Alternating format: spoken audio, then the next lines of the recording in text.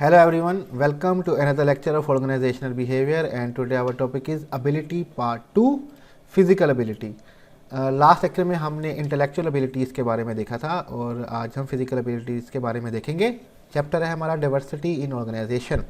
The capacity to do task that demand stamina, strength, dexterity, skills in performing task with hand and similar characteristics. Capacity होना, हमारे पास capacity होना, हद होना, महारत होना कि हम टास्क कर सकें जो डिमांड करते हैं, स्टेमिना बर्दाश्त, ठीक है, स्ट्रेंथ ताकत, डेक्सटेरिटी अपने हाथ से करने वाली महारतें, ठीक है, कारकर्दगी अपने हाथ से करने वाली कारकर्दगी की महारत होना, ये डेक्सटेरिटी कहलाता है. जैसे कि इसे शेफ़ के पास नाइफ़ चलाने का एक उनके पास क्या कह सकते हैं कि स्किल्स होती हैं, सब्ज़ी काटते हैं बड़ी तेज़ी से, बड़े अच्छी तरीके से. इसी तरह जो सर्जन होता है उसके बाद भी काबिलियत होती है कि अपने हाथ की मदद से कैसे सर्जरीज कर देता है, तो डेक्सटेरिटी इसको कहते हैं. इसी तरह सिमिलर कैरेक्टरिस्टिक्स और इसी तरह की जो दूसरी खसूसियात होना, ये हमारे पास फिजिकल एबिलिटीज़ कहलाता है, जिसमें स्टेमिना हो, स्ट्रेंथ हो, डेक्सटेरिटी हो, इसी तरह से मिलती जुलती और खसूसियात होना, ये फिजिकल एबिलिटीज़ है. अब हमारे पास बेसिक फिज़िकल एबिलिटीज़ कौन कौन सी होती है, बुनियादी हमारे पास फिज़िकल एबिलिटीज़ काबिलियत कौन कौन सी होती हैं वो देख लेते हैं. बुक में बहुत डिटेल से है, यहाँ पे मैं बहुत ब्रीफली बता रहा हूँ. नंबर 1 हमारे पास है डायनामिक स्ट्रेंथ. डायनामिक कहते हैं बार बार चेंज होने वाली, कंटिन्यूसली आप उसको यूज़ कर सकें, ठीक है, कि हर वक्त चेंज होगा system. Ability to exert muscular strength for repeatedly और कंटिन्यूसली ओवर टाइम. आपके पास काबिलियत होना, ठीक है, एक महारत होना कि आप एक्सर्ट कर सकें मस्कुलर स्ट्रेंथ, फट्टों की ताकत को रिपीटेडली कंटिन्यूसली ओवर टाइम, बार बार मुसलसल वक्त के साथ साथ, कि आपकी जो मस्कुलर स्ट्रेंथ होती है, पट्टों की ताकत होती है, उनका इस्तेमाल कर सकें रेगुलरली या रिपीटेडली बार बार, ठीक है. सेकेंड हमारे पास है trunk strength. Ability to exert muscular strength using trunk muscle. हमारे हेड और लिम्ब के अलावा जितना भी बॉडी पार्ट होता है उसको हम ट्रंक कहते हैं, ठीक है. मीन्स कि आपके सर, हाथ और पाँव के अलावा जो आपका मिडल बॉडी पार्ट है, इसके जितने भी मसल्स होते हैं ट्रंक मसल्स कहलाते हैं. तो हमारे अंदर काबिलियत होना कि हम एक्सर्ट कर सके मस्कुलर स्ट्रेंथ, पट्टों की ताकत को यूजिंग ट्रंक मसल. हमारे जो ट्रंक मसल्स हैं, जो मैंने अभी बताया कि क्या होता है, उनसे हम जोर लगा सकें, उनकी ताकत को इस्तेमाल कर सकें. समटाइम हम धक्का लगाते हुए हाथ की जगह अपने चेस्ट से धक्का लगाना शुरू कर देते हैं, ठीक है, अपनी साइड से कमर से धक्का देना शुरू कर देते हैं. तो इन ताकतों का इस्तेमाल करना ट्रंक स्ट्रेंथ कहलाता है. थर्ड हमारे पास है स्टैटिक स्ट्रेंथ, अनचेंज, ठीक है, कि आपने अपनी पोजीशन चेंज नहीं करनी. Ability to exert force against external object, कि कोई एक्सटर्नल ऑब्जेक्ट है जो आपकी तरफ जोर लगा रहा है, लेकिन आपने काबिलियत है कि आप उसको रोक सकते हैं, इतनी फोर्स को कंट्रोल कर सकते हैं और अपनी पोजीशन से चेंज नहीं होते. इस ताकत को कहते हैं, इस महारत को कहते हैं स्टैटिक स्ट्रेंथ, कि एक एक्सटर्नल फोर्स आप पे जोर दे रही है लेकिन आप फिर भी टस से मस जो है वो बिल्कुल भी नहीं हो रहे. तो ये हमारे पास 3 फिजिकल एबिलिटीज़ यहाँ पे है. नेक्स्ट हमारे पास कौन सी हम वो देख लेते हैं.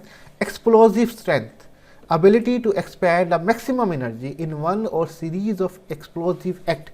काबिलियत होना कि आप एक्सपैंड कर सके मैक्सिमम एनर्जी, बहुत ज़्यादा जो एनर्जी है, इन वन और सीरीज़ ऑफ एक्सप्लोजिव एक्ट, के ऐसा एक्ट करें, ऐसा कारनामा करें जिससे बहुत ज़्यादा एनर्जी रिलीज़ हो रही हो एक ही दम या सीरीज़ ऑफ एक्सप्लोजिव एक्ट में, ठीक है. या तो ज़ोर से धक्का दे रहे हों या छोटे छोटे मुक्के मार रहे हों जिससे आपकी एनर्जी जो है बाहर की तरफ जा रही है, ठीक है. ये एक्सप्लोजिव स्ट्रेंथ हमारे पास हो जाती है. नेक्स्ट हमारे पास है extent flexibility, ability to move the trunk and back muscle as far as possible. अपने ट्रंक मसल मीन्स के हेड और लिम्स के अलावा, यानी कि आपकी लेग्स और हैंड्स के अलावा जो आपका मिडल बॉडी है उसकी और बैक मसल को जितना पॉसिबल हो सके मूव कर सकें. अक्सर जो लोग बैक की तरफ फ्लिप करते हैं, ठीक है, ये जो एबिलिटी होती है फ्लिप करना, अपने बैक के थ्रू पीछे हो जाना, बिल्कुल उल्टा लेट जाना, ठीक है, तो ये जो होता है ये बेसिकली ट्रंक और बैक मसल को आप मूव कर रहे होते हैं जितनी आपके पास फ्लेक्सिबिलिटी होगी. तो जितनी ज़्यादा फ्लेक्सिबिलिटी होगी ये इसको हम कहते हैं एक्सटेंट फ्लेक्सिबिलिटी. तो ये भी आपकी फिजिकल एबिलिटी कहलाती है.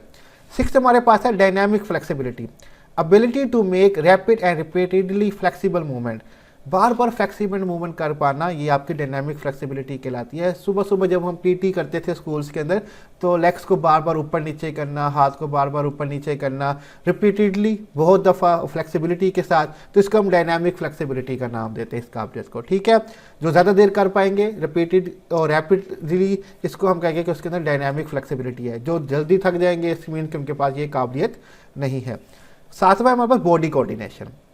ability to coordinate the action of different part of body, अपने डिफरेंट पार्ट ऑफ बॉडी को कोऑर्डिनेट करना, इस पर हम बहुत ज़्यादा माहिर होते हैं। आजकल हमारी आंखें कुछ और देख रही होती हैं, हाथ कुछ और कर रहे होते हैं, पाँव से कुछ और काम कर रहे होते हैं, ठीक है।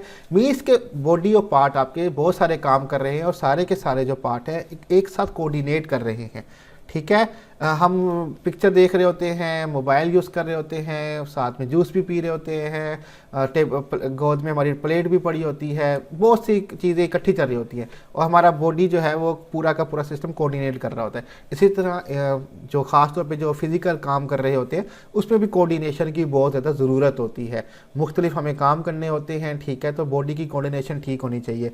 तो अपने तमाम बॉडी पार्ट को आपस में ताउन करवाने की जो खासियत होती है ये बॉडी कोऑर्डिनेशन कहलाती है। ये भी हमारे पास फिजिकल एबिलिटी होती है। नेक्स्ट हमारे पास बैलेंस, तवाज़ुन रखना, ability to maintain equilibrium despite forcing pulling off balance, कि आपको कोई फोर्स है वो पुल ऑफ कर रही है, आपको धक्का दे रही है या आपको जगह से हटा रही है, उसके बावजूद आप इक्विलिब्रियम स्टेट में रहते हैं, आप बिल्कुल भी टस से मस नहीं होते, तो ये बैलेंस कहलाता है कि आप बैलेंस स्टेट में हैं। काफ़ी हद तक हमारे ये स्टैटिक जो स्ट्रेंथ है उससे मिलता जुलता है। लास्ट है स्टेमिना, बर्दाश्त होना, ठीक है, आपके पास ताकत होना, बर्दाश्त की ताकत होना। Ability to continue maximum effort over time, ठीक है, मैक्सिमम एफर्ट जो है उसको कंटिन्यू रखें वक्त के साथ साथ, कि ज़्यादा देर तक आप अपनी एफर्ट्स कर रहे हैं, आप में स्टेमिना बहुत है।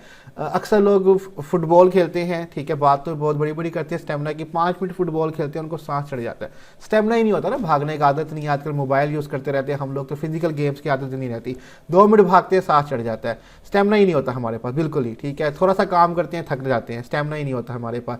तो कंटिन्यूसली मैक्सिमम एफर्ट जो है आप शो कर सके ओवर टाइम, ये हमारे पास स्टेमिना कहलाती है। तो टोटल हमारे पास 9 फिजिकल एबिलिटीज़ हैं जो ब्रीफली हमने यहाँ पे डिस्कस की हैं। उम्मीद करता हूँ कि आपको आज का लेक्चर समझ आ गया होगा। कोई क्वेश्चन हो आप कमेंट में लाजमी पूछिएगा टॉपिक से रिलेटेड। स्लाइड्स का लिंक डिस्क्रिप्शन में दे दूँगा, वहाँ से डाउनलोड कर सकते हैं। अपना ख्याल रखिएगा, अल्लाह हाफिज़।